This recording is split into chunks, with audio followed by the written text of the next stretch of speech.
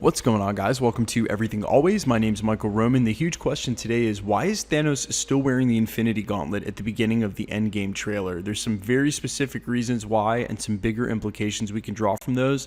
I'm going to break those all down, but first, if you could grab the subscribe button, we're giving away 2 PlayStation 4 Pros, as well as a whole slew of other Marvel-related stuff, especially during this month of December. All you have to do, hit the subscribe button, leave a like and a comment on this video, and I'll get into the giveaway stuff again at the end of the video. So when the Endgame trailer opens, after the soliloquy and montage of Tony being stuck on the ship, but before we get to the main parts of Cap and Black Widow, they make sure to show us quickly this shot of Thanos' Scarecrow armor, famously from the comic books, making good on his promise to retire to the farm as soon as he's done, and a shot of Thanos walking through the field. Now, while we know that Marvel will sometimes change the CGI, this would be a very odd shot to have in the movie if the gauntlet is no longer on his hand.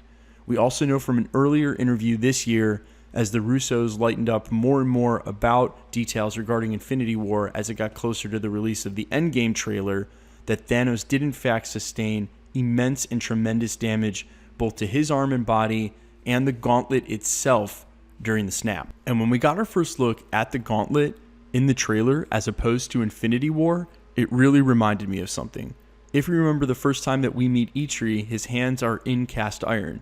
He recounts that Thanos told him, "Your life is yours, but your hands are mine," presumably to stop him from making any more weapons that could be used against him. Small asterisk there, he was still able to forge Stormbreaker with Thor and Rocket's help. But if you look at his hands are now inside of that iron for life. Now, granted, maybe that iron can be taken off, but his hands would be permanently damaged. And I'm thinking that this Infinity Gauntlet has done something very similar here to Thanos' hands. So the reason Thanos can't get the Infinity Gauntlet off is simple. It's because it's stuck. If you remember when they were trying to pry the gauntlet off while Thanos is under Mantis' spell, both the strength of Spider-Man and Iron Man combined almost couldn't get that gauntlet off of Thanos. That is, it's pretty snug, a tight fit.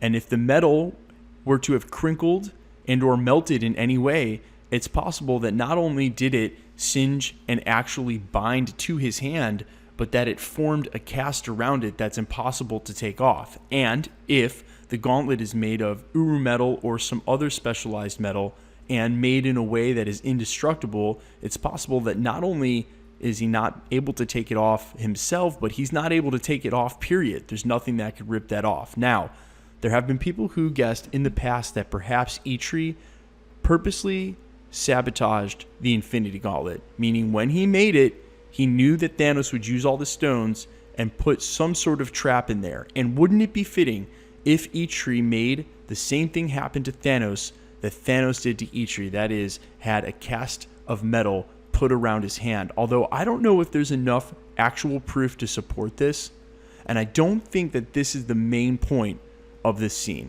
I think the point of this scene is to show us that the Infinity Gauntlet is damaged, it is stuck on Thanos' hand, and he can't take it off.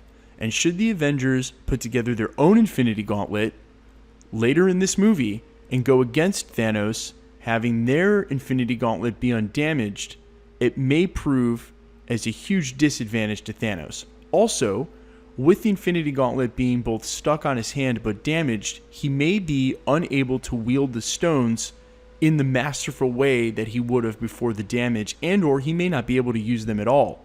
It also may be a case where he goes to use the stones, and because the Infinity Gauntlet's damaged, they misfire and do something he's not intending them to do.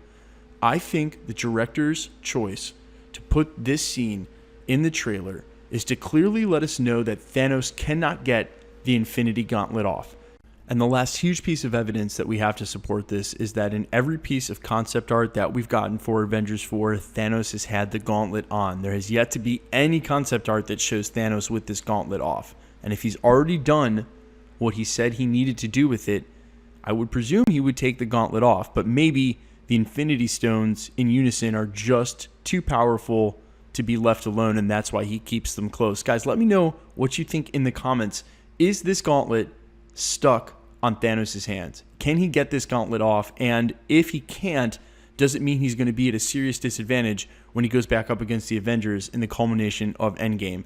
Let me know in the comments, and quickly, let's get into the giveaway stuff before I let you go. Okay, we're giving away 2 PlayStation 4 Pros, as well as a whole slew of other Marvel-related stuff, including this awesome Avengers 1 commemoration plaque containing 10 original film cells from the first Avengers movie. This is a Marvel Trendsetters limited edition licensed 2500 run plaque. It's super awesome. If you want to win this or the PlayStations, all you have to do, hit the subscribe button, leave a like and comment on this video, then grab the notification bell to keep up with the videos, because the more videos you like and comment, the better chance you have of winning. We're also giving away some of these Stan Lee Funko Pop dolls from the Winter Soldier. These are the Walmart exclusives from his cameo.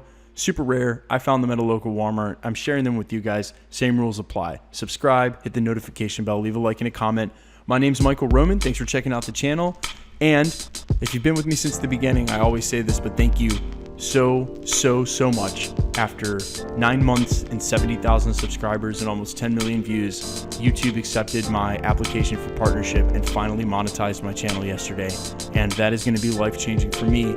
I'm going to start doing this full time, and you guys are going to get twice as much content here at Everything Always. So if you've been with me from the beginning, I cannot thank you enough. And if you're just finding me for the first time, stick around. We'll be posting again real soon.